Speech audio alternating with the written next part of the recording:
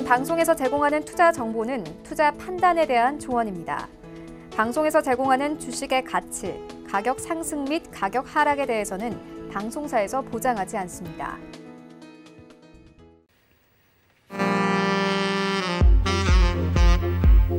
안녕하세요. 베스트 트레이딩맨 2부 진행의 김성희입니다.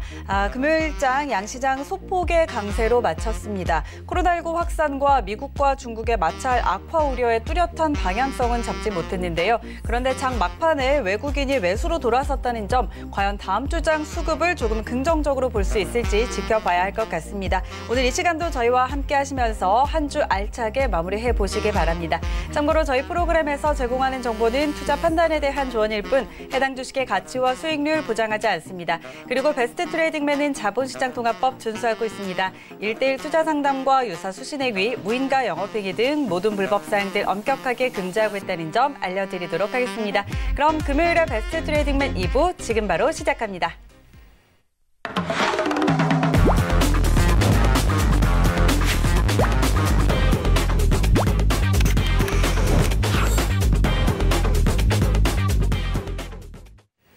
네, 오늘 이 시간 이지환 전문가와 함께합니다. 안녕하세요. 안녕하세요.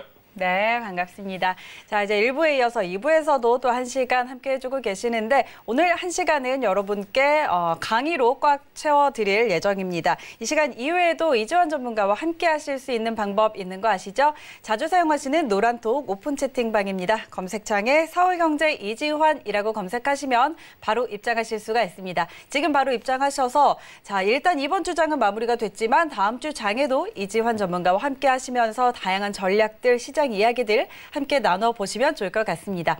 자, 그럼 오늘 강의 바로 들어가 보도록 할 텐데요. 오늘은 주식 투자자들이 가장 많이 저지르는 19가지 실수 이렇게 좀 준비를 해주셨네요. 자, 지금 저희가 투자를 하면서 정말 많은 실수들을 저지르고 있는데 이 얘기가 내 얘기인가 하시면서 귀 쫑긋 세우시고 들어보시면 좋을 것 같습니다. 그럼 바로 들어볼게요. 네, 오늘 말씀드릴 내용은 좀 전에 이제 말씀드린 대로 윌리엄 오닐이 우리가 이제 실수를 많이 하는 경우가 어디서 발생되는지 어떤 실수를 하는지에 대한 부분을 말씀드릴 건데 사실 오늘 말씀드릴 내용은 제 얘기라기보다는 제 생각이라기보다는 이 책에 나와 있는 부분을 가지고 한번 우리한테 접목을 시켜서 얘기를 좀 해보려고 합니다. 최근에 어떤 책을 읽으면 좋을까라는 문의를 좀 많이 받고 있는데 오늘 이제 제가 이 주제를 선택한 이유는 물론 이제 저도 이 19가지를 다 지키느냐 그렇지는 않다고 생각합니다. 그렇지만 만약에 이제 우리가 이런 부분을 좀 볼 때 사실 좀 참고할 부분이 있는데 왜 이제 이 주제인가라는 부분은 제가 하나씩 설명을 좀 드리겠습니다. 먼저 오늘 이제 말씀드린 내용을 가장 먼저 언급했던 분인데 바로 윌리엄 오닐의 How to Make Money in Stocks라고 해서 어떻게 이제 주식시장에서 돈을 벌 거냐라는 부분에 대한 책이 있습니다. 아마 인터넷에 쳐보시면 이 책이 나오고 오늘 내용이 2부에서 아마 나올 겁니다. 그래서 한번 좀 읽어볼 만한 책인데 사실 저는 이 윌리엄 오닐이라는 사람의 매매 방법을 그렇게 썩 다 좋아하지는 않습니다, 개인적으로. 근데 왜 이분에 대한 이 얘기를 제가 지금 가지고 나왔냐면 굉장히 좀 독특한 이력을 가지고 있습니다. 그러니까 제가 이 선택을 한 이유가 뭐냐면 이 사람은 처음에 트레이더로 출발을 했습니다. 1962년도에 초창기 한 26개월 동안 2000%가 넘는 펀드로 투자 수익을 거뒀습니다. 상당한 펀드로 보면 상당한 투자 수익이거든요. 그러니까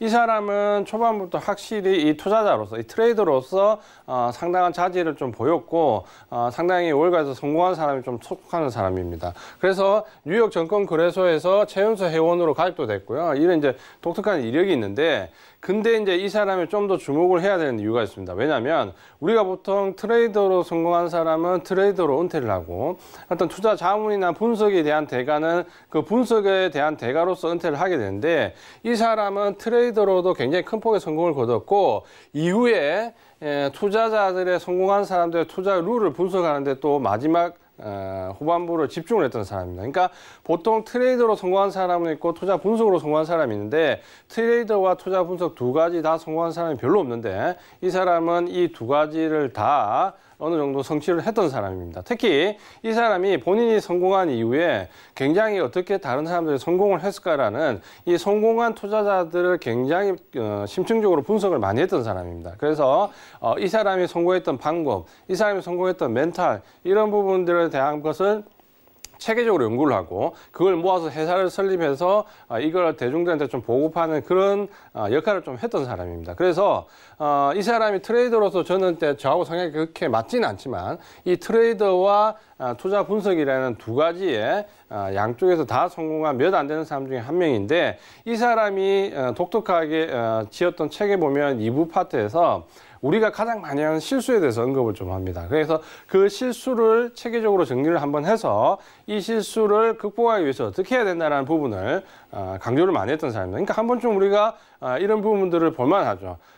저도 이 사람이 얘기했던 부분을 보면 사실 마음속에 좀 뜨끔뜨끔한 부분이 많이 있습니다. 아마 이 방송을 보시고 한 번씩 같이 체크를 해보시면 아마도 같이 느끼실 거고 평소에 저와 같이 매매를 하시는 분들 중에서 저한테 했던 질문 상당 부분이 오늘 이 부분에 답이 있습니다. 그러니까 저도 사실 느끼지 못했는데 다시 한번 이 책을 읽어보니까 거기에 대한 답이 꽤 있더라고요. 그래서 아마 그 부분도 같이 보시면 도움이 좀 될 것 같습니다. 그래서 첫 번째 보면 이 사람이 이제 얘기했던 첫 주제가 이겁니다. 손실이 적고 충분히 감수할 수 있는데도 불구하고 손절매를 하지 않는다. 결국은 손절매를 안 해서 손실을 큰 폭으로 키워간다. 이게 1번입니다. 우리가 하는 실수에 대한 부분에서 투자자들이 잘못하는 실수 1번이 바로 손절매를 하지 않는다라는 거죠. 보시면 이제 댐이 있는데 어느 정도 댐이 초창기에 좀 막을 수 있는 부분도 간과하고 놔두면 댐 전체가 저렇게 터져버리는 거죠. 근데 사실 어떻게 보면 손절매를 하지 않는다는 부분은 두 가지 측면이 있는 거죠. 하나는 같이 투자하시는 분들 손절매 안 합니다. 그리고 또 한 번은 처음 주식 하시는 분들 손절매 하지 않습니다. 그러니까 가치 투자자와 처음 초보 투자자는 어떻게 보면 굉장히 유사한 부분이 많이 있습니다. 근데 공통적인 부분은 자기가 샀던 가격에서 밀리면 절대 손절을 하지 않는다라는 거죠. 근데 제가 예전에 강의에서도 말씀드렸지만 가치 투자도 손절을 해야 됩니다. 어떻게 진입했던 명분이 사라지면 손절을 해야 된다라고 말씀을 좀 드렸는데 어쨌든 손절매를 하지 않으면 손실을 계속 키웁니다. 그러니까 제가 봤을 때 이 부분이 가장 치명적입니다. 그러니까 결국에는 어느 정도 예를 들어서 싸움에서 전투에서 어느 정도 질 수는 있잖아요. 그러니까 거기서 지고 마무리를 지어야지 계좌 전체를 위태롭게 하면 결국에는 뒤에 그걸 극복할 수 있는 수단이 없습니다. 그러니까 왜 그러냐면 10% 손실이면 90%의 계좌가 남아 있습니다. 10% 극복하면 되지만 이게 20%, 30%, 40% 가면 실제로 복구해야 되는 남은 돈에서 이 40%는 상술적으로 40%가 아니라 50%, 60%, 55%, 60%를 해야지만 이전의 금액을 극복이 되는 거죠. 그러면서 이게 그 손절 범위가 벌어지면 벌어질수록 복구할 수 있는 시간적인 여유나 혹은 멘탈적인 여유도 어렵지만 방법론적으로도 굉장히 어렵습니다. 그러니까 손실이 적을 때 우리가 충분히 감수할 수 있을 때 손실을 줄이자. 이렇게 좀 이해를 하시면 될 것 같습니다. 그러니까 이 사람도 첫 번째로 손절매를 좀 얘기했습니다. 근데 비슷한 부분을 두 번째에서 또 얘기를 합니다. 뭐냐면 주가가 하락하는데 물타기를 해서 비극적인 종목을 놓치지 않는다. 손절매를 안 하는 건 어떻게 보면 그 부분만 손절매를 안 하기 때문에 그 손실만으로 끝나는 거죠. 근데 주가가 하락을 하기 시작할 때 여기서 한번 사고 여기서 한번 사고 여기서 한번 사서 반등을 주면 다행인데 반등을 안 주고 계속 내려가 버리면 결국에는 뭐냐 이 사람이 얘기했던 건 비극적인 종말이 나요. 왜냐하면 결국에는 이 물타기라는 것은 물탈 수 있는 주식이 어느 정도 한정적으로 좀 들어와 있는 거죠. 그러니까 그 종목이면 상관없는데 사실 그렇게 좋은 종목이면 물을 많이 타지 않아도 결국에 올라가야 되는 상태거든요. 물을 타도 손절매를 하지 않는 상태에서 계속해서 추가 매수를 하게 되면 그 종목은 결국에는 좋지 않다라는 거죠. 추가 매수를 하면 할수록 계속해서 좋지 않다라는 반증이고 결국에는 뭡니까? 물 타면 모르겠지 이렇게 생각을 하겠지만 계좌는 뭐가 비극적인 종말로 이제 끝날 수 있다라는 거죠. 그러니까 이 부분을 보면 손절매를 안 하는 거와 추가 매수를 물타기 형식으로 단가를 낮추면서 는 결국에는 둘 다 이제 비극적인 종말로 갈 수밖에 없습니다. 근데 그래도 손절매를 안 하고 그 상태로 그대로 가져가는 거는 좀 어느 정도 버틸 수가 있지만 예를 들어서 물타기를 한다, 단가를 낮추기 위해서 계속해서 추가 매수를 한다 이러면 계좌가 5% 한 종목에 집중했다가 10%, 20%, 30%, 40% 이렇게 비중이 확대되면 어때요? 이제 거기서부터 이제 걷잡을 수 없는 상황이 되는 거죠. 그러면 거의 자포자기 상태가 되는 거고 한 가지 제가 좀 전에 서두에서 말씀드린 것처럼 만약에 그 종목이 정말 좋은 종목이고 우량한 종목이고 앞으로 주도주가 될 수 있는 종목이면 이렇게 추가 매수를 많이 할 기회를 주지 않습니다. 그러니까 어느 정도 내려오면 바로 해서 반등을 주고 올라가기 때문에 추가 매수를 이렇게 많이 할 수 있는 기회를 주지 않는다는 거죠. 그럼 추가 매수를 할 수 있는 기회를 많이 주는 종목은 뭡니까? 계속해서 하락한다는 종목이죠. 그 부분은 좀 많이 생각하셔야 되고, 이 단가와 관련된 부분은 이 사람이 뒤에서 다시 좀 언급을 합니다. 그래서 이제 그 부분을 우리가 좀 볼 건데, 결국에는 이 사람이 이 여러 가지 주제 중에서 이 두 가지, 손절매와 물타기라는 두 가지를 앞쪽에 냈다는 거는 결국에는 우리가 생각할 때 뭡니까? 주식 투자라는 것이 가장 중요한 부분이 뭐다? 일단 리스크 관리라는 거죠. 리스크 관리가 된 상태에서 그 다음에 뭡니까? 수익이라는 부분은 그 다음 고려를 해야 된다는 거죠. 근데 대부분 트레이더로서 성공한 사람들은 이 얘기를 거의 필수적으로 합니다. 우리가 워렌 버핏에서도 항상 듣던 얘기잖아요. 잃지 않아야 된다. 그 원칙을 다시 되새기는 게 두 번째 원칙, 뭐 세 번째 원칙 이렇게 가는데, 결국에는 저도 이제 많은 책을 읽어보는데 대부분 이 주식과 관련된 책을 읽어봤을 때 어떤 원론적인 부분, 기본적인 부분, 기초 분석 혹은 원론적인 부분을 나타내는, 어떻게 보면 학자들이 쓴 책과 트레이더들이 쓴 책이 어떻게 보면 성향이 좀 크게 나뉘는데, 이 트레이더들도 예를 들면 가치 투자자들도 있을 거고, 혹은 그 안에서 어떤 가치 투자 외에 좀 모멘텀 투자를 하는 사람도 있을 거고, 이렇게 트레이더와 학자가 쓴 책이 나뉘는데, 제가 봤을 때 그 가장 큰 차이점이 뭐냐면, 트레이더들이 성향이 가치 투자든 모멘텀 투자든 성장 투자든 다 다르더라도 그 트레이더라는 사람들이 공통적으로 내세우는 거는 바로 이겁니다. 리스크 관리.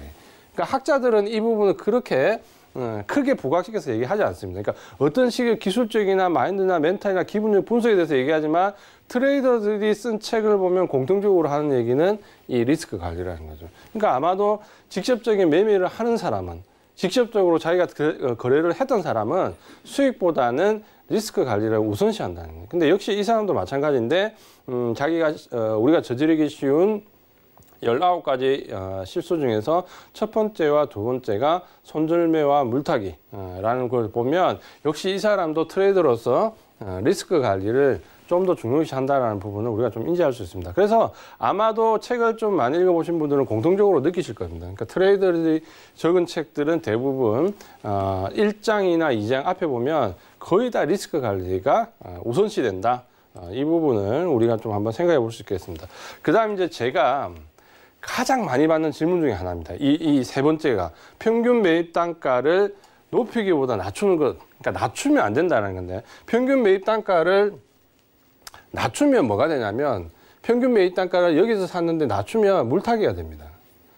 물타기가 되고, 평균 매입 단가를 올라가면서 매수를 하면, 우리가 예전에 제가 많이 들었죠. 피라미드형이라고 해서 매수가를 계속해서 그 방식으로 올려서 이제 매수를 시작하는 겁니다. 그러니까 물론 이제 저는 이 두 가지를 좀 절충된 방법을 쓰는데, 뭐냐면 이 물타기와 피라미드, 그러니까 쉽게 얘기하면 물타기와 불타기는 전혀 이제 개념이 좀 다르다라는 거죠. 근데 대부분 이제 제가 많이 받는 질문 중에 뭐냐면, 종목을 샀는데 그 종목이 이만큼 내려왔다는 거죠. 왜 더 싼데 안 사는가요? 라는 질문을 굉장히 많이 받습니다. 그러면 제가 얘기하거든요. 지지선 위에서 더 살 건데 올라올 때 살 겁니다. 반등을 줄 때 살 겁니다. 여기서 살 겁니다라고 얘기하는데, 대부분 투자자들은 여기서 안 사요, 여기서 안 사요, 여기서 안 사요라는 문의를 굉장히 많이 합니다. 근데 그 대답이 이제 여기 나와 있는 거죠. 평균 매입 단가를 낮춰서 사면 물타기가 된다는 거예요. 결국 평균 매입 단가를 높여서 하는데, 저는 무조건 높인다기보다는 지지선 위쪽에서 반등을 주면 삽니다. 그러니까 반등을 확인하고 올라올 때 산다라는 거죠. 그러면 적어도 내려가면서 계속해서 위험성을 무릅쓰고 사는 물타기는 안 된다는 거죠. 근데 이 개념을 이해를 하시면 굉장히 이제 제가 봤을 때는 어느 정도 중수 이상이 되는데, 초보인 분들은 이 개념을 이해를 못 합니다. 왜냐하면 결국 우리 초보 투자자분들이 생각하는 방법은 뭐냐면, 싸게 사면 더 좋다는 거예요. 더 낮게 사면 더 좋다는 거죠. 가격이 더 낮으면 좋다는 거죠. 처음에 100원 주고 샀는데 그 다음 50원 주고 사고, 그 다음 25원 주고 사고, 그 다음 5원 주고 사면 낮으면 낮을수록 더 좋다라는 거죠. 근데 제가 지난번 강의, 그리고 이전 강의에서도 말씀드렸죠. 가격이 낮다 높다라는 게 아니라 싸다 비싸다의 관점으로 가야 되는데, 싼 건 여기서 사든 여기서 사든 가격이 높은 게 아니고 더 비싸게 팔 수 있으면 지금은 싸다라는 거죠.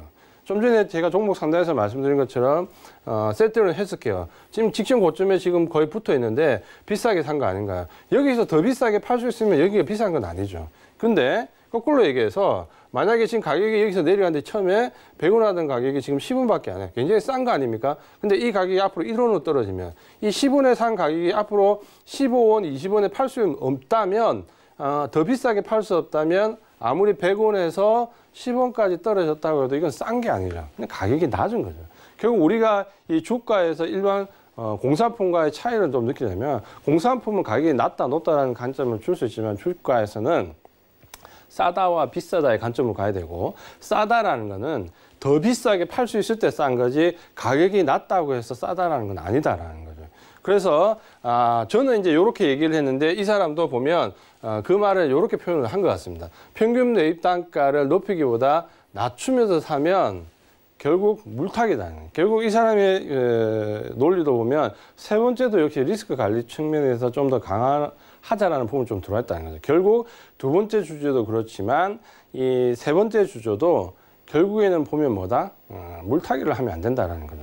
그래서 제가 말씀드리는 방법은 우리가 이제 어떤 주도주라는 개념으로 샀다. 근데 그 주도주가 시장에 밀리면서 같이 밀려내렸다. 물론 그 전에 더 싸게 산 가격이 있겠죠. 그래도 밀려내렸다면 이 주식이 어느 선계 매집했던 어느 정도 라인을 넘어가지 않고 내려와서 지지를 확인하고 반등을 주는 요 시점에서 추가 매수를 할 수 있다는 거죠. 그럼 여기서 산 부분과 여기서 산 부분을 가지고 넘어갈 수 있다라는 거죠. 그리고 이 우리가 얘기하는 주도주와 비주도주의 차이는 뭐냐면 바로 이런 부분입니다. 그러니까 제일 궁금해하시는 게 기술적 부분에서 많이 물어보는 건데 보통 주도주 섹터는 예를 들어서 상승 중에 한번 고점에서 샀다고 해도 밀려 내려오면 이 부분이 이렇게 한 번에 이렇게 테마주처럼 밀려 내려가는 경우가 거의 없습니다. 그러면 주도주는 반등을 주고 반드시 매수 단가 위쪽에서 한번 갔다가 내려와도 여기서 내려온다는 거죠. 그럼 내가 만약에 이 근처에서 한 번 사고 여기서 한 번 사고 두 번을 샀다면 평균 단가 여기라면 충분히 빠져나올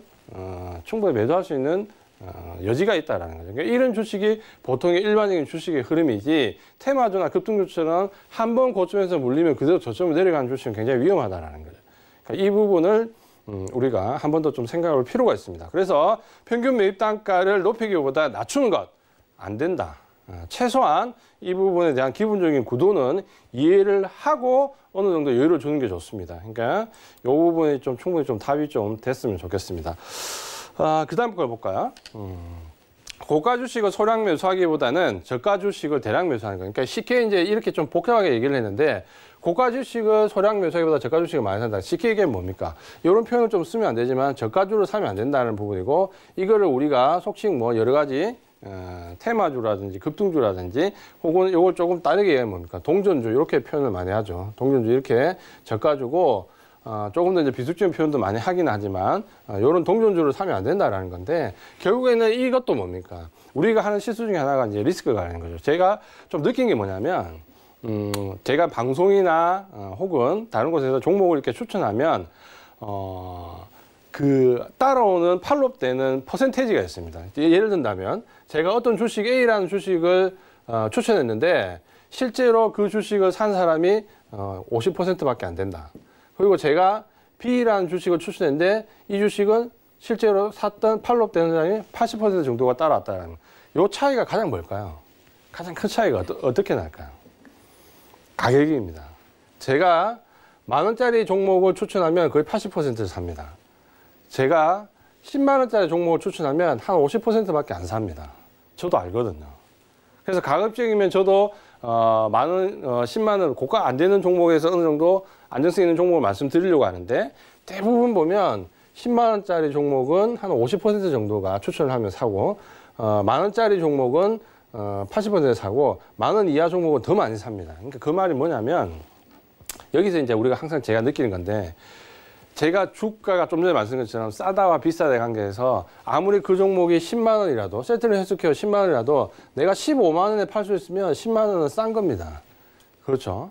근데 우리가 5,000원짜리 주식을 사서 이 종목을 5,100원에도 못 판다면 이 종목은 비싼 겁니다. 그렇죠? 근데 우리는 5천 원에 사면 비싸게 팔 수 있을 것 같고 10만 원에 사면 비싸게 못 팔 것 같다는 생각이 좀 많이 들거든요. 왜냐하면 우리는 항상 어릴 때부터 어디 가서 물건을 사거나 공산품을 사거나 거래 관계를 할 때 높다 낮다라는 관계로 생각했지 싸다 비싸다는 관계로 안 보거든요. 그러다 보니까 주식에서 계속해서 보면 13만 원짜리, 15만 원짜리, 18만 원짜리, 20만 원짜리 이런 주식을 추천을 하면 잘 안 사요. 그런 심리가 있는 거죠. 근데 만 원짜리, 5천 원짜리, 6천 원짜리 추천하면 잘 삽니다. 그러니까 아마도 이런 부분에 대한 차이가 있는 건데 거기에 대한 편견을 줄 필요는 없다. 아마 그 사람도 그 말을 하고 싶은 것 같았고 그래서 결국에는 고가 주식을 사든 저가 주식을 사든 뭡니까? 비싸게 팔 수 있는 주식을 사면 되는 거지 절대적인 가격이 낮다. 차트상에서 보는 가격이 낮다. 아무 의미가 없다라는 거죠. 그러니까 이 부분은 우리가 한 번쯤 같이 충분히 좀 생각해 볼 주제입니다. 그리고 특히 우리나라 같은 종목에서는 제가 왜 이 얘기를 드리냐면 저는 이 항목이 우리나라에서 굉장히 의미가 있다고 봅니다. 왜냐하면 우리나라에서는 굉장히 우리나라 시장만의 독특한 특징이 있습니다. 뭐냐면 전 세계에서 MACD 신호와 스토캐스틱 신호를 놓고 봤을 때 보통 이제 그 시장을 분석을 하거든요. 예를 들면 다우 지수를 한 100년치를 뭐 놓고 모든 지표를 다 대입해 봅니다. 어느 정도 수익이 나는지. 그리고 분석을 한 자료들이 다 있어요. 다 있는데 이 MACD는 추세를 나타내는 신호고 스토캐스틱은 변동성을 나타내는 신호인데 어느 나라도 변동성 지표가 추세 지표보다 수익이 많이 나올 수가 없습니다. 이게 일반적인 상식이거든요. 그래서 MACD가 어떤 날에는 한 6%, 좀 많이 나는 날에는 12%까지 나옵니다. 나오는데 우리나라에서는 4% 잘 안 나와요. 글로벌 증시에서 거의 유일하게 MACD보다 스토캐스틱 수익률이 더 높은 나라가 우리나라입니다. 그 얘기를 거꾸로 하면 뭐냐면 변동성이 높다라는 거예요. 그러니까 추세장보다는 변동성장이 더 많고 우리가 다우처럼 10년, 20년 상승하는 부분에서보다는 맨날 2천 갔다 내려오고 1천 갔다 내려오고 이런 부분에서 변동성 장세가 굉장히 많았다는 거죠. 아직까지는. 그러다 보면 이 변동성 장세는 결국에는 그 안에서 나오는 아주 작은 변동성, 내재 변동성을 가지고 우리가 수익을 내려고 많이 하는데 그렇게 하다 보니까 이런 저가 주식이나 테마주나 이런 급등주나 이런 게 눈에 더 잘 들어온다는 거죠. 시장 자체가 그렇게 움직이니까. 이번 주 한 주 마찬가지잖아요. 시장이 지지부진하니까 뭡니까? 테마주가 얼마나 극성을 부립니까? 그런 것처럼 그게 나오는데 근데 그게 결국 지나서 보면 수익으로 연결되지 않는다라는 거죠. 그래서 고가 주식을 소량 매수하기보다는 저가 주식을 대량 매수하는 거 결국에는 가격의 논리가 아니라 우량한가 우량하지 않는가의 부분에서 싸다 비싸다의 관점으로 역시 보면 된다. 이렇게 좀 말씀을 드리겠습니다. 그 다음에 이제 또 나오는 거죠. 역시 비싸게 이어집니다. 뭐냐면 너무 빨리, 너무 쉽게 돈을 벌려고 하는 것 때문에 사람들이 실수를 저지른다는 거죠. 우리 이분 잘 알고 있다 그렇죠. 맨날 어렵게 그림 그리고 항상 쉽죠 이렇게 얘기하잖아요. 근데 전혀 쉽지가 않다 그렇죠. 왜냐하면 똑같은데 너무 쉽고 너무 빨리, 특히 우리나라는 빨리빨리 저렇게 하려고 하니까 보니까 뭡니까? 어디에 갑니까? 테마주에 갑니다. 삼성중공업 우선주가 지금 몇 배 올랐습니까? 한 1, 2주 동안 어마어마하게 올랐죠. 오늘 갑자기 마이너스 20% 폭락합니다. 당연히 폭락하죠. 제가 말씀드렸잖아요. 이 테마가 가는 마지막 종착역이 어디다? 미국 선물주 동시만기가 끝나는 시점까지는 못 넘어간다. 그때까지는 변동성이 제한되니까 RAB가 막혀있다 제한되려면 테마주가 극성을 부리기 시작하는 거죠. 방산주, 특히 삼성중공업 비롯해 우선주, 그 다음에 신약 모멘텀. 그동안 바닥권에서 완전히 신약 모멘텀 때문에 거의 저가로 지금 꼬라박아 있던 주식들이 갑자기 지난주, 지난주 급등했던 모습들. 자, 이런 종목들이 어때요? 오늘 전부 다 폭락을 했습니다. 거의 하한가 근처까지 다 폭락을 했습니다. 이런 부분은 뭡니까? 사필 규정이죠. 왜? 너무 빨리 가고 너무 쉽게 돈을 벌려고 하니까 한 번 테마주에 들어가서 오늘 내가 샀는데 그 다음날 15% 먹었다, 20% 먹었다. 어떨까요? 굉장히 극성을 내가 한번 먹었기 때문에 거기에 대해 집착할 수밖에 없는 거죠. 특히 우리가 뭡니까? 상한가가 15% 제한이 있다가 30% 불리니까 하루만 잘 먹어도 30%. 이틀만 가면 60%. 1년 농사 짓는 것보다 더 크게 나온다는 그런 이제 유혹에 빠지는 거죠. 근데 왜 우리나라와 비슷한 과정을 겪었던 미국이나 이런 나라들이 결국에는 이렇게 갔다가 우리나라처럼 갔다가 지금은 추세 매매를 하느냐. MACD가 더 수익이 나냐. 우리도 마찬가지겠죠. 그럼 미국 같은 경우는 예를 들어 상한가가 없습니다. 그러니까 어느 정도 벌어지냐면 예를 들면 이론적으로 그런 거죠. 전날 1,000원 했던 종목이 다음날 1원도 할 수 있습니다. 그게 이제 미국 시장이거든요. 그럼 실제로 그런 경우도 좀 있죠.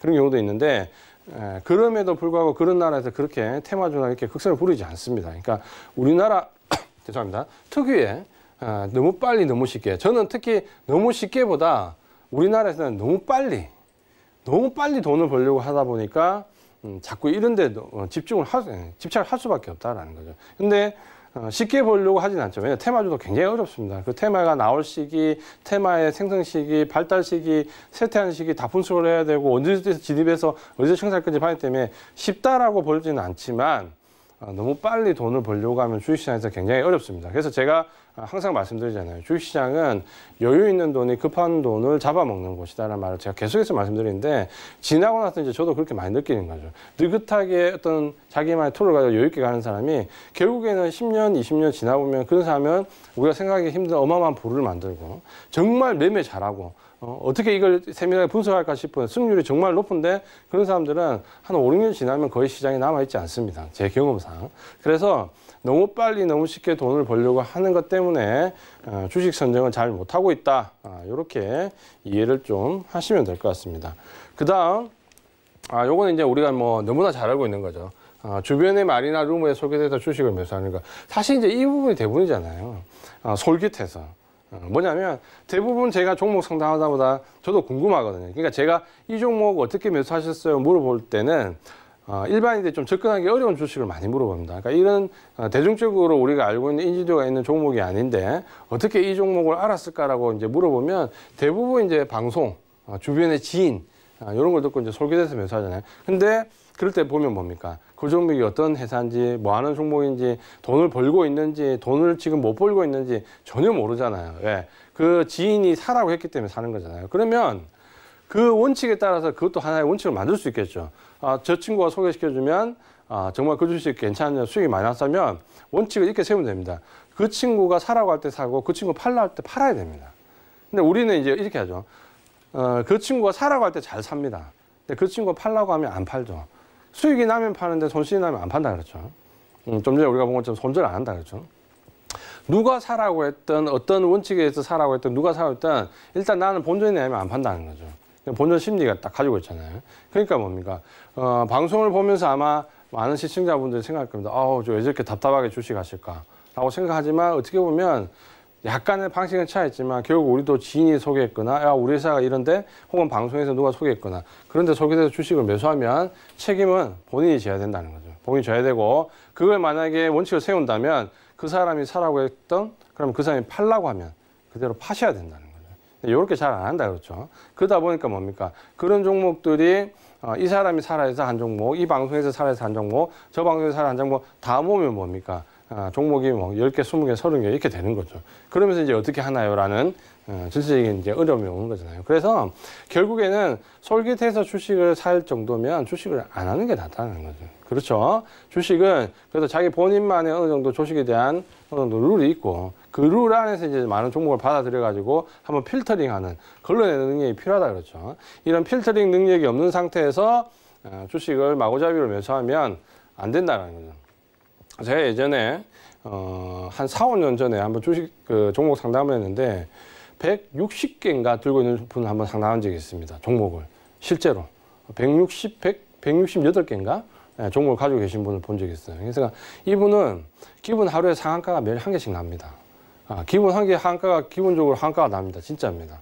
그래서 이분은 매일 하루에 상한가와 하한가를 들고 계십니다. 그럴 수밖에 없잖아요. 누가 좋다 해서 산 종목 조금씩 다 사다 보니까 그렇게 된 거예요. 근데 절대 수익이 안 나죠. 왜? 아무리 상가가 한가가도 절대 수익이 안 납니다. 그러니까 솔깃해서 주식을 하면 이런 결과까지 온다. 이렇게 말씀을 드리겠습니다. 자, 다음은 사실 저도 예전에 좀 많이 겪었던 오류 중에 하나입니다. 그리고 초창기에 제가 애널리스트 할 때도 좀 겪었던 오류 중에 하나인데 뭐냐면 생각이 딴 데 가 있다는 거죠. 분명 우리가 주식을 할 때 생각은 뭐냐면 수익을 내는 쪽에 집착을 한다. 수익을 내는 쪽에. 근데 그걸 잘못 생각하면 뭐냐면 배당금을 받을 욕심에 낮은 PR에 현혹돼서 이류 주식을 고르는 거야. 제가 좀 제 개인적으로 반성을 해보면 저도 십몇 년 전에 이렇게 했던 것 같아요. 결국 내가 고르는 게 이류 주식인데 왜냐면 여기는 이제 표면적으로 배당금이라는데 어떤 목적이 있다는 거죠. 그러니까 실제로 그 주식을 싸게 사서 비싸게 팔 생각을 안 하고 다른 곳에서 뭔가 이 주식을 통해서 돈을 벌 수 있다라는 잘못된 생각이 있는 거죠. 그 배당금을 싣고 또 하나는 뭡니까? 그러다 보니까 낮은 PR에 속아서 매수한다. 뭐냐면 지금 코스닥에서 PR 있잖아요. 500 미만짜리 한번 HTS 요즘에 다 찾을 수 있습니다. 검색을 하면 다 찾을 수 있는데 500 미만 되는 종목, 그러니까 5 이하, 6 이하 되는 종목들, 뭐 5.2배, 5.3배 이하 종목 찾아보세요. 100 몇십 개 나옵니다. 제가 지난주 찾았을 때 한 150 몇 개가 154개가 나왔는데 150개가 넘게 나옵니다. 그럼 그 종목들이 다 저평가인가요? 그렇진 않다는 거죠. 제가 그 왜 아닌가 설명을 드렸죠. 영원한 저평가인 종목은 앞으로도 영원히 저평가다. 소용이 없다라는 거죠. 근데 그게 착시 현상이 온다는 거죠. 아, 이 종목 정말 저평가 같은데? 착시 현상이 온다는 거죠. 근데 그 종목이 배당도 좀 주네? 그럼 뭡니까? 좋아 보인다는 거죠. 절대 좋은 주식이 아닌데 그 종목이 좋아 보인다는 거죠. 결국에는 그 종목이 이 바닥권에서 이렇게 좋아 보이는 주식이 느낌은 이렇게 갈 것 같은데, 근데 실제로 그런 종목들이 이렇게 되는 경우가 더 많이 있다는 거예요. 저도 굉장히 지나왔을 때 실수를 좀 많이 했던 종목입니다. 그래서 우리가 주식을 하는 거는 제가 예전에 설명드렸지만 투자자도 있고 투기꾼도 있는데, 투기자도 있는데, 저 같은 사람, 여기 시청자분들 대부분 투기 거래를 하십니다. 그러니까 싸게 사서 비싸게 파는 거래는 전부 투기 거래입니다. 그러니까 배당금이나 같이 투자하신 분들은 투자자입니다. 근데 투자자는 거의 사실 별로 없죠. 그럼 투기자라 보면 투기자는 여기에 욕심을 부리면 안 된다라는 겁니다. 투기자는 내가 싸게 사서 그 주식 본연의 가치를 더 비싸게 팔려고 하는 생각을 해야지, 그 배당금이라든지 혹은 지금 이 주식이 뭐 앞으로 어떻게 된다는 뭐 여러 가지 다른 기본적인 분석들 때문에 얽히면 이렇게 이류 주식이 내 눈에는 일류 주식으로 보인다라는 거죠. 그러니까 이런 착각은 제가 봤을 때 아마도 초보분들보다는 어느 정도 분석을 하기 시작한 중수 이상 되시는 분들이 빠지기 쉬운 함정입니다. 그래서 요거는 그 과정에서 또 하나의 과정이지만 벗어나서 보면 내가 왜 저런 주식을 골랐을까 한 번씩 생각해 볼 수 있는 거죠. 그래서 본인이 계속 주식 매매를 하실 것 같으면 본인이 거래했던 종목도 있잖아요. 사고 팔던 종목. 한 달 정도 되면 한 번쯤 모아놓을 필요가 있습니다. 그러니까 사진을 찍어 놓든지 캡처를 해 놓든지 해서 한 1년, 2년, 3년, 4년 시간이 지나서 보잖아요. 정말 가당치 않은 거예요. 저도 제가 15년 전, 20년 전에 거래했던 거 보면 굉장히 웃음이 나옵니다. 굉장히 부끄럽기도 하고, 내가 이런 종목을 샀었나?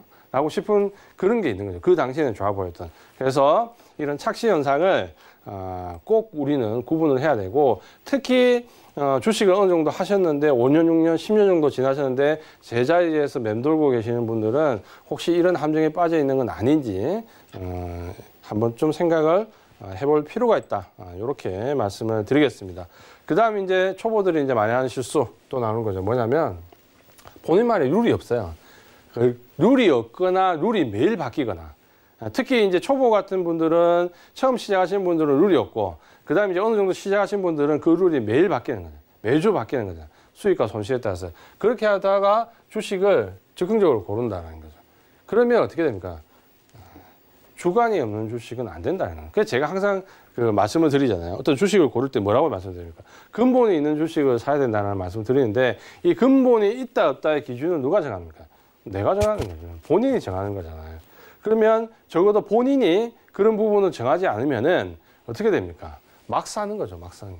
이번 주에는 이쪽으로 갔다가, 다음 주에는 이쪽으로 갔다가, 그 다음 주에는 이쪽으로 갔다가, 그러면 이렇게 갔다가 또 다시 A로 갔다가, 이렇게 사이클 돌잖아요. 제가 왜 이야기하냐면, 이 부분을 그러니까 정확하게 룰을 자기만의 매뉴얼을 만들지 않고 하면 10년을 해도 똑같습니다. 10년을 해도. 20년 해도 똑같고. 계속 다른 데 쳇바퀴 도는 거예요. 한 번은 A로 갔다가, 한 번은 B로 갔다가, 한 번은 C로 갔다가 다시 A. 요거 한 1년, 2년 걸리죠. 요거 한 5번 하면 10년이 갑니다. 10년이 지났는데도 주식 투자했는데 아무 변화가 없다. 그런 분들 많잖아요. 20년 됐는데도 똑같다. 30년 됐는데도 똑같다. 안타까운 거죠. 그러니까 여기서 계속 다른 데 쳇바퀴 도는데 결국은 뭐냐면 룰이 없다는 거고, 매뉴얼은 안 바뀝니다. 그러니까 시장의 사이클을 보시면 어떤 사이클이 성장 사이클, 하락 사이클, 행보 사이클, 뭐 이런 사이클이 계속해서 나오는데, 거기와 상관없이 자기만의 룰을 일관되게 적용해야 되는데, 성장기에는 이렇게 갔다가 주식이 정체기에는 이렇게 갔다가 후퇴기에는 이렇게 갔다가 그러다 보면 주식시장과 함께 늘 네온식에 이제 다람쥐 쳇바퀴 돌듯이 돌게 됩니다. 좀 안타깝지만 이제 대부분은 10년을 해도 15년을 해도 이런 과정 속에서 도시는 분이 많은 거죠. 근데 한 번 이제 원칙을 세우면 그게 달라집니다. 매매하는 방법이 달라지고, 주식을 하루도 안 보면 안 되는 그런 상황에서 벗어나게 됩니다. 그러니까 빨리 벗어나야 됩니다. 그러니까 이 벗어나느냐 못 하느냐의 부분을 저는 좀 뭐라고 생각하냐면, 그 매트릭스 영화를 보면 우리가 주인공 있잖아요. 그냥 똑같이 하는 가상현실에서 살아가는데 어느 날 이 사람이 뭔가 깨닫기 시작하면 그 가상현실이 싹 사라지고 숫자가 이렇게 보이잖아요. 그것처럼 주식도 아마 어느 정도 눈을 뜰 때 그렇게 되는 현상이 저는 제가 봤을 때 한 두세 번은 있는 것 같아요. 그러면서 한번 레벨업 되고 또 레벨업 되는데 내가 볼 수 있는 것에서 벗어나면 충분히 새로운 세상이 열린다. 근데 그걸 안 보면 안목 없이 계속 주식을 산다. 아마도 이 오늘은 그런 부분을 얘기하고 싶지 않았을까. 이건 이제 제가 쓴 글이 아니기 때문에 제가 이제 추측해 볼 때 그런 부분을 말하고 싶지 않았을까. 이렇게 예상을 해봅니다. 그 다음은 이제 사실 조금 이제 그러니까 평소에 하는 어떤 우리가 알고 있는 정교화된 방법과는 좀 다른 방법입니다. 뭐냐면 낯익은 전통기업에만 매수하면 안 된다는 건데 사실 우리는 좀 교과서적으로는 반대로 배우는 거죠. 뭐냐면 자기가 잘하는 기업 그리고 자기가 뭐 종사했던 기업이나 잘하는 섹터 여기에 집중적으로 거래를 매매를 해라 이렇게 말을 하는데 사실 그 말은 맞습니다. 맞는데 이 사람이 이제 왜 이런 얘기를 했냐면 이런 말을 한번 저는 좀 생각해 보지 않았을까. 익숙함에 이제 젖어 있으면 그 다른 거 소중한 걸 보지 못하는 거예요. 그 뭐냐면 내가 잘하는 기업, 예를 들어서 뭐 우리가 대중적으로 잘하는 기업, 뭐 롯데라든지 뭐 농심이라든지 뭐 대상이라든지 누구나 아는 기업에 너무 익숙해져 있으면 그 기업이 좋은지 나쁜지 약간 객관적으로 보지 못한다는 것 같아요. 그러니까 내가 너무 익숙한 기업에는 점수를 후하게 준다는 거죠. 그래서 제가 곰곰이 생각해 봤는데 제가 여기 상담을 많이 하면서 의외로 생각해 보는 것 중에 하나가 뭐냐면 자기가 잘하는 회사 혹은 자기가 종사하는 섹터에 투자했는데 실패하시는 분들이 많아요. 그러니까 남들보다 더 많이 알고 내가 더 잘 아는 분야인데 불구하고 오히려 거기 투자를 실패하시는 분들이 많거든요. 그래서 아마도 너무 익숙한 기업에 투자를 하다 보면 그 기업이 가지고 있는 단점을 우리가 잘 보지 못한다는 것 같아요. 그래서 그 단점을 간과하게 되면 결국에는 낭패를 당할 수 있다라는 부분을 아마도 이 사람은 얘기하고 싶었던 것 같고 익숙함 속에 속아서 소중함이 아니라 돈을 잃는다는 거죠. 그래서 너무 많이 익숙해져 있는 기업의 단점을 보지 못하면 오히려 주식 투자에는 독이 된다. 아마도 이분은 이런 얘기를 하고 싶지 않았을까. 이렇게 유추를 한번 해봅니다. 이렇게 이제 계속해서 우리가 단점에 대한 부분을 얘기하다 보면 아마 느끼실 겁니다. 어떤 걸 해야 되는 것보다 하지 말아야 될 행동이 좀 더 많지 않은가요? 제가 늘 말씀드렸던 해야 될 것을 정확하게 해야 되고 하지 말아야 될 것을 안 해야 되는데 아마도 하지 말아야 될 것을 하니까 지금까지 본 것처럼 문제가 계속 야기되지 않을까. 그래서 주식 투자는 뭔가 하는 것도 중요하지만 하지 말아야 될 것을 안 하는 것도 중요하다. 이 부분을 강조를 좀 드리고 싶습니다. 네, 좋습니다. 자, 오늘 주식 투자자들이 가장 많이 저지르는 19가지 실수라는 주제로 좀 많이 이야기를 준비를 해주셨는데 자, 이야기 쭉 들으시면서 어떤 것을 하지 말아야 하는지 꼭 기억하시면서 투자하시면 더 좋을 것 같습니다. 자, 그럼 잠시 저희는 미증시 개장 상황 전해드리도록 하겠습니다. 오늘 뉴욕 증시는 상승 출발했습니다. 3대 지수 모두 플러스권에서 거래가 되고 있고요. S&P 500이 1% 넘게 지금 올려세우고 있는 모습입니다. 자, 일단 어제까지는 방향을 잡지 못하고 약간 혼조세를 보였는데 오늘 블룸버그 통신이 중국이 미국과의 1단계 무역 합의 이행을 위해서 미국산 농산물 수입을 가속화한다라는 소식을 좀 전하면서 이런 부분들이 시장이 호재로 작용을 하고 있는 걸로 보입니다. 자, 뉴욕 3대 지수 개장 상황은 여기까지 전해드리도록 하고요. 자, 오늘 이 시간 이재환 전문가와 함께하고 계시는데요. 오늘 이 시간 이외에도 함께하고 싶으신 분들은 노란톡 오픈 채팅방에 입장해 보시면 되겠습니다. 검색창에 서울경제 이지환 검색하시면 바로 입장하실 수 있으니까요. 꼭 참고하셔서 오늘 이 값진 이야기들 오늘 이 시간 이외에도 함께 꼭 나눠보시기 바랍니다. 그럼 저희는 남은 강의 바로 이어서 들어보도록 하죠. 네, 남은 부분도 계속해서 말씀드릴 건데 여기서부터는 조금 스피디하게 나가야 됩니다. 왜? 우리가 너무나 잘 알고 있는 내용들입니다. 후반부는. 자, 어떤 내용인지 보면 첫 번째는 좋은 정보와 훌륭한 정보를 알지 못하고 따르지 못하는 것. 그러니까 이제 반대로 가는 거죠. 그러니까 나쁜 정보를 걸러내지 못하는데 좋은 정보를 따르지도 못한다는 거죠. 그러면 대부분 이제 이런 경우는 어떠냐면 이제 어떠한 충분히 좋은 정보를 받았을 때 본인만의 이제 생각이 이제 여기에 플러스 알파가 들어가는 거죠. 이게 들어가면 이제 생각이 복잡해집니다. 그러니까 원래 이분이 줬던 정보에 내 생각까지 같이 들어가게 되면 이제 뭡니까? 결정을 하지 못하는 결정 장애가 오게 되는 거죠. 결국에는 이제 행동을 못 한다는 거죠.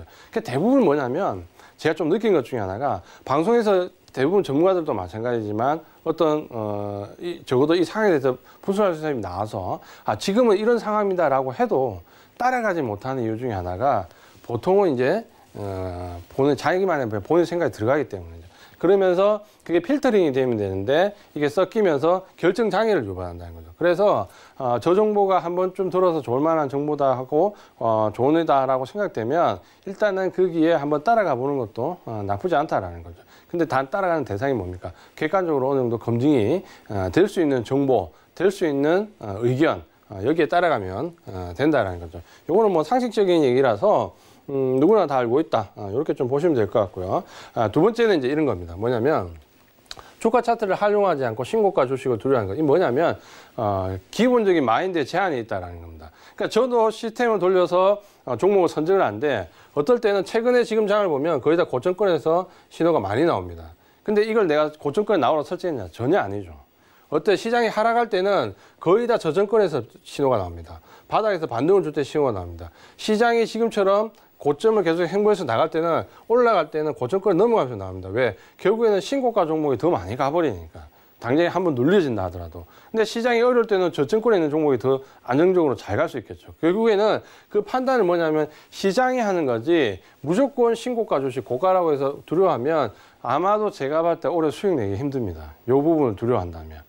지금은 1,400부터 시장이 이미 2,100, 2,200까지 올라 있는 상황이고 앞으로 예를 들어서 2,300, 2,400 간다면 아마 신고가를 향해 가는 주도주가 훨씬 더 수익이 좋을 수 있는데 그걸 내 마음들 속에서 미리 제약을 둔다면 아마도 시장의 상황에 따라서 주식을 수익 내기 어렵다. 특히 코로나19라는 급락을 겪었기 때문에 이런 상승장에서 따라가는 것에 대한 두려움은 굉장히 클 수밖에 없습니다. 하지만 시장 상황에 맞게 대응하는 거지 미리 내가 마인드상으로 어떤 한계를 지어주면 안 된다.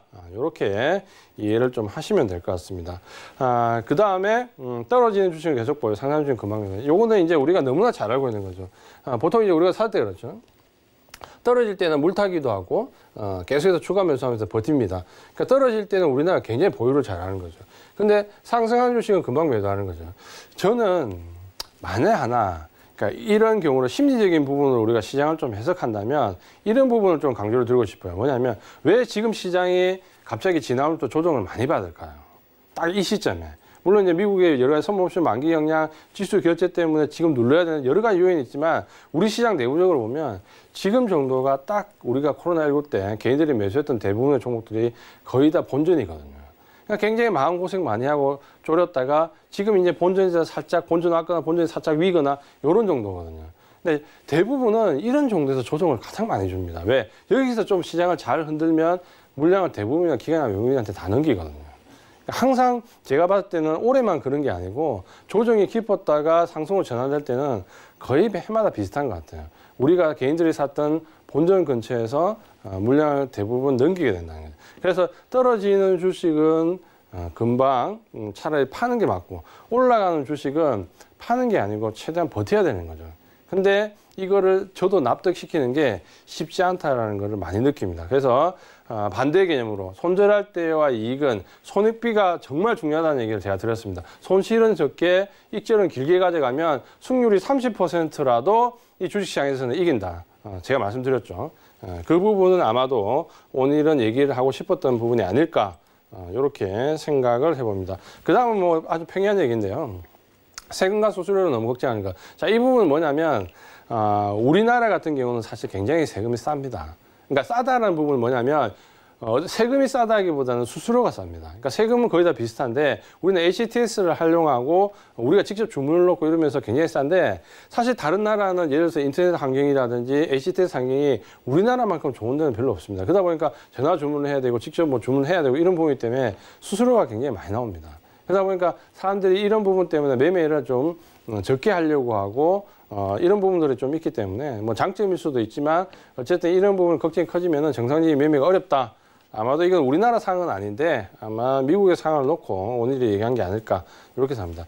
이 부분은 이제 또 중요한 부분인데 뭐냐면 우리나라 사람들 사는 데는 굉장히 관심합니다. 사기 위해서 방송도 보고 책도 읽고 우리 경제방송을 보면서 서울경제TV를 보면서 무슨 종목을 살까 어떻게 볼까 여기는 굉장히 집중을 잘 하시는데 어디서 팔까라는 생각은 잘 안 합니다. 그럼 내가 만약에 삼성 SDI를 샀는데 이게 좋다 2차전지 좋다라고 샀는데 그럼 이걸 언제 팔 거냐라는 생각은 처음부터 별로 안 하고 사는 거예요. 근데 저는 종목을 살 때 손절하고 익절 라인은 그러니까 언제 팔 건지를 거의 시스템으로 물론 계산도 하지만 무조건 정하고 들어가거든요.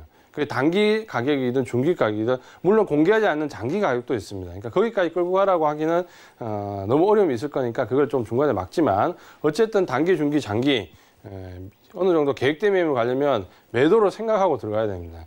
그러니까 살 때 너무 종목에만 집중하지 말고 그 산 종목을 어디에 팔 건지에 대한 부분도 분명히 생각을 해야 된다. 이 부분과 함께 그 다음 이제 기관이 매수한 종목을 잘 알지 못한다. 요거는 아마 미국의 상황 얘기했고 우리로 얘기하면 외국인이 매수하는 좋은 종목을 알지 못한다. 이렇게 바꿔야 되겠죠. 근데 책 내용이기 때문에 제가 기관으로 했는데 미국은 자기들 입장에서 기관이고 우리들 보면 외국인 즉 뭡니까 수급을 어느 정도 읽어라는 거죠. 제가 볼 때는 특히 우리나라 같으면 장의 고점과 저점을 거의 90% 이상 외국인들이 많은다라고 보면 외국인들이 매수한 종목을 좀 찾자. 특히 최근에 보면 제가 말씀드리지만 수급이 거의 5월 달부터 많이 바뀌고 있습니다. 뭐냐면 삼성전자 수급도 지금 매도가 줄었다라고 얘기하지만 우리가 지금 현재 HTS상으로 보면 외국인들이 계속 매도로 잡히지만 그 세부적인 종목을 보면 비주도주를 팔고 주도주를 사기 때문에 마이너스와 플러스를 하면 마이너스가 많아 보이지만 실질적으로 그 내용적인 측면을 보면 사야 될 주식은 지금 계속해서 외국인들이 사 나가고 있다라는 거죠. 그리고 그게 어느 정도 사는 매수로 뒤바뀌게 되면 이미 시장은 한참 올라가 있는 뒤라는 거예요. 그럼 지금 이 변하는 이 수급의 구조를 주도 섹터 상에서 이해를 해야지만 수익을 낼 수 있다. 이렇게 말씀을 드리겠습니다. 그 다음에 이제 우리가 좀 생각해 봐야 될 부분이 또 뭐냐면 이런 부분입니다. 단기간 높은 투자 수익을 위해서 선물 목표 투자인가? 이번에 뭡니까? 접근하지 말아야 될 어떤 상품에 많이 접근했습니까? ETF 인버스와 관련된 부분과 ETN, 특히 원유 선물과 관련된 부분에서 상당히 많은 손실이 났습니다. 거의 천문학적인 손실이 나가지고 굉장히 당황하신 분들이 많습니다. 이런 투자를 왜 했을까요? ETF는 우리나라에서는 주식계좌에서 살 수 있지만 외국에서는 파생 상품 선물 옵션으로 취급합니다. ETN은 아예 자체가 다른 채권 거래고요. 그러니까 결국에는 뭡니까? 주식에서 어느 정도 본인이 이익을 내고 손실을 내던 그 안에서 범주했어야지 이걸 벗어나서 손실을 많이 하기 위해서 고위험 상품에 들어가는 거는 위험하다. 이렇게 이해를 하시면 될 것 같습니다. 그 다음에 이제 요거는 잘 아시는 내용인데요. 뭐냐면 소탐 대실하지 마라. 주문은 그대로 내고 사고 파는 거에서 단가가 조금 낮다 높다 이런 거에 대해서 특별하게 신경을 쓰지 마라. 이렇게 이해를 하시면 될 것 같습니다. 그 다음에 이제 또 중요한 부분이 하나는 요거죠. 뭐냐면 이제 이 멘탈적인 부분은 제가 좀 빠르게 넘어가겠습니다. 결정을 할 때 무조건 행동을 해야 된다는 거예요. 특히 주식은 그 주식을 사기 전에 분석을 할 때 생각이 많은 거지 그 주식을 사는 진입 단계에서 생각을 하시면 안 됩니다. 분석할 때 생각을 많이 하는 거지 진입할 때는 그냥 행동만 하시는 거예요. 예를 들어서 본인이 진입을 결정하지 않고 진입을 위탁했다면 그 종목에 대한 분석을 할 때만 생각이 많은 거지 결국에는 진입할 때는 행동을 생각하시면 안 됩니다. 그러니까 행동은 결심은 가파르게 이 지금 사진에 보이는 꼬마처럼 아주 단호하게 들어가셔야 됩니다. 그리고 이제 마지막으로 드릴 말씀이 뭐냐면 주식을 객관적으로 보잖아요. 우리가 부동산을 볼 때는 투자 굉장히 잘하십니다. 우리나라 사람들 보시면 특히 연세 되신 분이나 우리 아주머니들 보시면 부동산 투자는 정말 예리하게 부동산 전문가 뺨치게 잘하십니다. 주식도 그렇게 하시면 됩니다. 주식에 오르나 내리는 가격에만 계속해서 등락을 보시면 객관적으로 보이지 않는다는 거예요. 그 숫자를 보지 마시고 등락을 보지 마시고 그 주식의 내면을 보시면 우리가 주식 투자를 충분히 잘할 수 있고 부동산 투자만큼만 하시면 주식 잘할 수 있다. 마지막으로 이렇게 말씀드리면서 오늘이 말했던 19가지 실수, 저도 포함되는 부분이 많은데요. 아마 시청자분들도 많이 느끼실 거고 이 부분은 주말에 한번 곰곰이 생각해 보시고 또 다음 주 한 주를 마주해 보시기 바랍니다. 네, 오늘 강의 함께 하시면서 참 느낀 점이 많으셨을 것 같습니다. 곱씹어 보시면서 여러분 투자에 더 도움 되시기를 바라도록 하겠습니다. 이주환 전문가와는 여기서 인사 나누도록 하겠습니다. 오늘 말씀 고맙습니다. 고맙습니다. 네, 참고로 저희 프로그램에서 제공하는 정보는 투자 판단에 대한 조언일 뿐 해당 주식의 가치와 수익률 보장하지 않습니다. 그리고 베스트 트레이딩맨은 자본시장통화법 준수하고 있습니다. 1:1 투자 상담과 유사 수신행위, 무인가 영업행위 등 모든 불법 사항들 엄격하게 금지하고 있다는 점 다시 한번 알려드리도록 하겠습니다. 오늘 준비된 내용은 여기까지고요. 여러분 주말 편안하게 보내시기 바랍니다. 시청해주신 여러분 고맙습니다.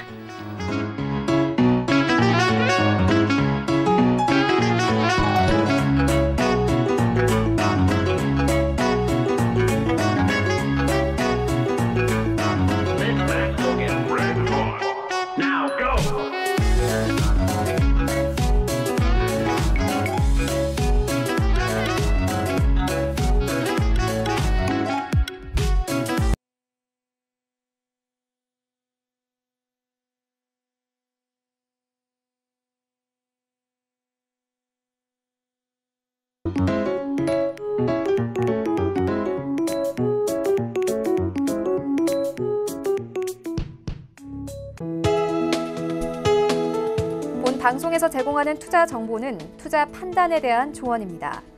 방송에서 제공하는 주식의 가치, 가격 상승 및 가격 하락에 대해서는 방송사에서 보장하지 않습니다.